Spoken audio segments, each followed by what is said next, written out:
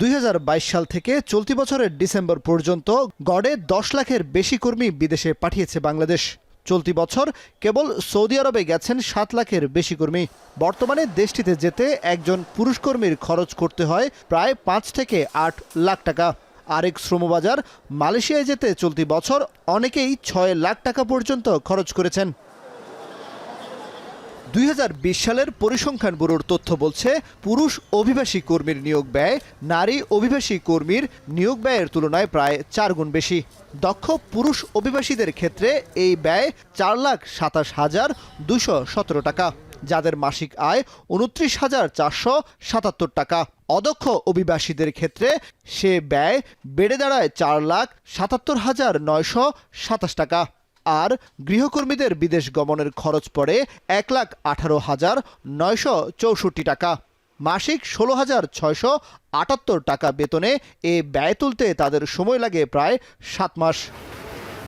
আপনাকেই বলছি, ইন্স্যুরেন্স করলে সিটিতে সুরক্ষা পাবেন নিশ্চিত।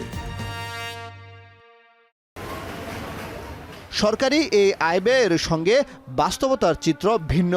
কোনো কোনো দেশে যেতে 5 থেকে 15 লাখ টাকা খরচ করছেন অভিবাসন প্রত্যাশীরা।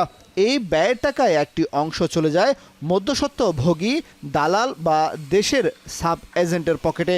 সংশ্লিষ্টরা বলছেন, সাধারণ অভিবাসন খরচের বাইরে অনির্ধারিত বা হিডেন কস্ট অভিবাসন ব্যয় বৃদ্ধির অন্যতম কারণ। মাত্রাতিরিক্ত উড়োজাহাজ ভাড়াকেও দায়ী করছেন তারা। 2023-ও কম ছিল, এবছর এসে কিন্তু বেড়ে যাচ্ছে। তার মানে কোন ফ্যাক্টরটা এখানে কিন্তু এই যে হিডেন কস্ট, তার মানে হিডেন কস্ট কি সাব এজেন্ট কস্ট, এবং যেটা আসলে এজেন্টও জানছে না কতটা নিচ্ছে। সকল ক্ষেত্রে দেখা যায় যে মানে কিছু ইন্টারমিডিয়েটারি গ্রুপ কিন্তু কাজ করে। এটা হতে পারে যে অভিবাসন কর্মীর নিজের পরিচিত একজনকে সে বলল, সে হয়তো আরেকজন আসলো, তার মাধ্যমে হয়তো আবার রিক্রুটিং এজেন্সির কাছে আসলো। এই যে মাঝখানে যে গ্যাপ বা হাত বদল, সেই সমস্ত মানুষেরাও কিন্তু কিছু কিছু ব্যবসা করে। জনশক্তি রপ্তানির ক্ষেত্রে সংখ্যা বিবেচনার চাইতে মানের দিকে দৃষ্টি দিতে বলছেন অভিবাসন বিশেষজ্ঞরা। রাষ্ট্রকে দায়বদ্ধ না করতে পারলে অভিবাসন ব্যয় কমানো সম্ভব নয় বলেও দাবি তাদের। সরকার দাম বেঁধে দিয়ে কোনো দিন ব্যয় কমাতে পারবেন না যতক্ষণ পর্যন্ত সরকারি মহলের করাপশন, রিক্রুটিং এজেন্সিদের অন্যায় যে চেষ্টা লোক পাঠানোর এবং অ্যাকাউন্টেবল না থাকা, এগুলো যতদিন পর্যন্ত বন্ধ না হবে, আপনি এই ব্যবস্থার থেকেই উচ্চ অভিবাসন ব্যয় থেকে বেরোতে পারবেন না। সংকট সমাধানে এজেন্সি ও নিয়োগকারী প্রতিষ্ঠানগুলোকে পলিসি মেকিংয়ে যুক্ত করার পরামর্শ সংশ্লিষ্টদের।